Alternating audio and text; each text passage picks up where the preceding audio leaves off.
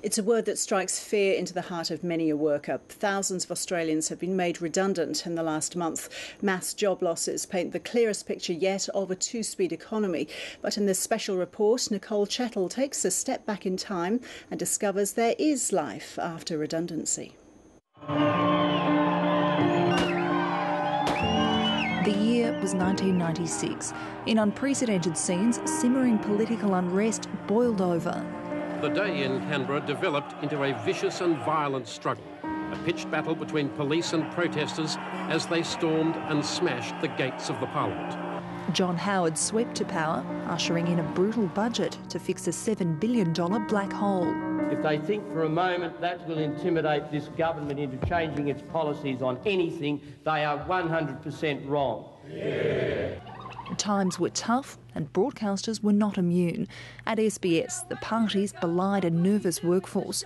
Dozens were being made redundant, a word TV producer Helen Evich never accepted. I think it had a very negative connotation, redundant. It's somehow you're a spent chip packet to be thrown in the bin.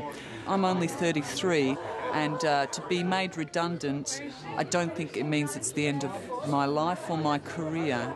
The cuts at the public broadcaster were symptomatic of painful changes occurring across the country. I got a form letter from the Human Resources Department which said that my position was redundant and I was about to be retired and all that sort of stuff. So yeah, I found that a bit depressing.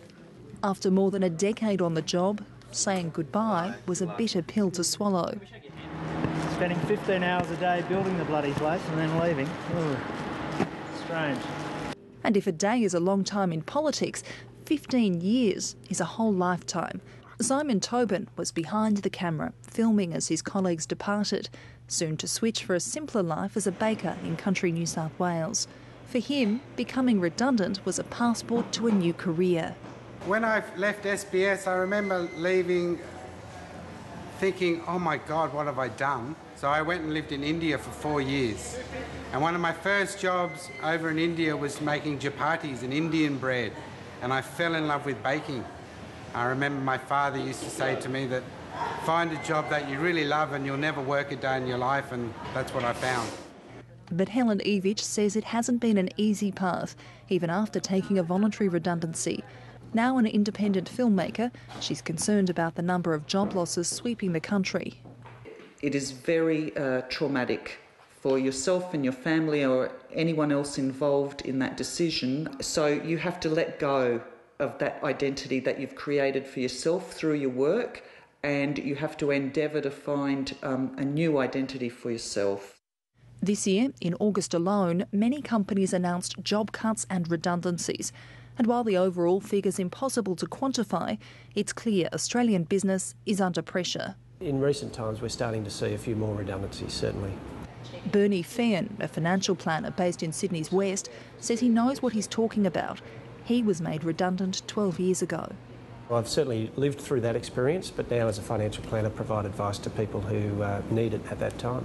And if you stay calm and get advice and get a plan together, often it's a time to really rethink about your life and break out of things that you maybe weren't enjoying all that much anyway. Yes, it's hard at the beginning, but as you change and your circumstances change, you will find the positive and you will hopefully never look back. I've never looked back. Well, at first it was quite scary and I had to face a lot of fears, but I'm so happy I faced those fears and now I have a whole new, wealthier life. Unemployment's a daunting prospect for any worker, but for some, the dreaded R word could be the secret ingredient in a newfound recipe for success. Nicole Chettle, ABC News.